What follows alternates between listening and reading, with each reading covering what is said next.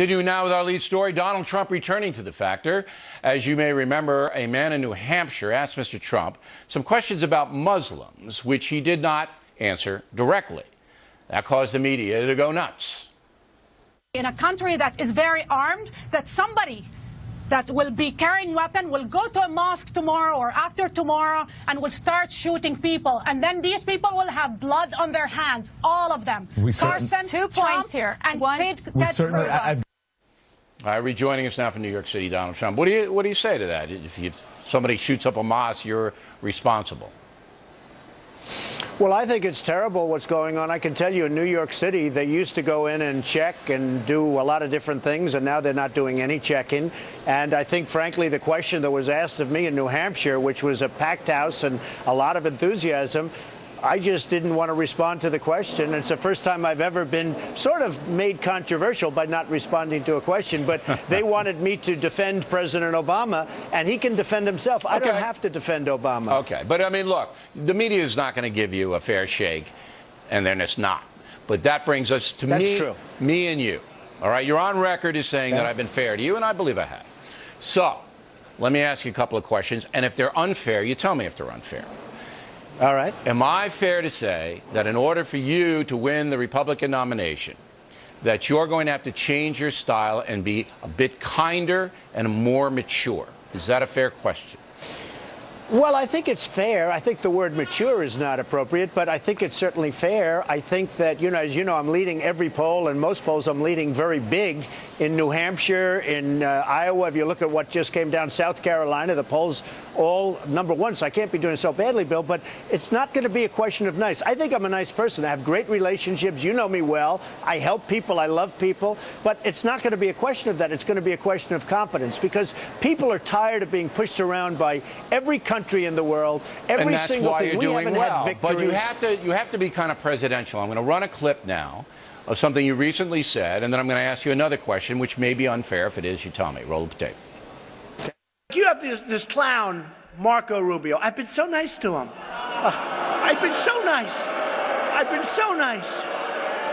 And then, no, but he's in favor of immigration, and he has been. He has been. It was the Gang of Eight, and you remember the Gang of Eight. It was terrible. All right. Now, would I be unfair to say to you, which I would if we were at a Yankee game, hey, calling Senator Rubio a clown was not presidential? No, I don't think it'd be unfair, but I have to tell you how that all started. I was getting along with him perfectly fine 2 weeks ago. Everything was fine. I don't really know him. And all of a sudden, he attacks me about nothing, but really attacked me quite viciously. And I fought back. I told people that he has one of the worst voting records. He has the worst voting record in the Senate. He never shows up.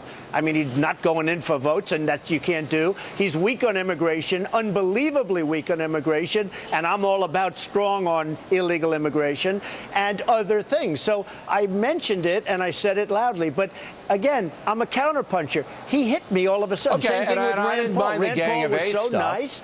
I didn't mind the Gang of Eight stuff. He's calling him a clown. He was a member of the Gang of Eight. That's not presidential. All right, final question. Okay, listen. Excuse me, Bill. He was a member of the Gang of Eight, which was a disaster. He was totally weak on immigration. But and by the way, fine. He hasn't changed. But it's the clown stuff that's not fine. Last question. Well, okay. I can understand that. Okay, good. You have the highest... But he hit me very viciously. But on policy, you have the highest unfavorables in the polls, all right? More people don't like you than any other candidate. Is it fair to ask you why you think that is? Well, I also have the highest positives in the poll. Yeah, that's I know. why You're I'm like leading Howard every Cosell. poll. Remember So Howard? it's a combination. Yeah, he was like Howard Cosell. I guess, I think you can see this. I've done very well over the last number of months in terms of getting the unfavorables much better. If you look at New Hampshire, I'm doing great with respect to favorable, unfavorable, very positive.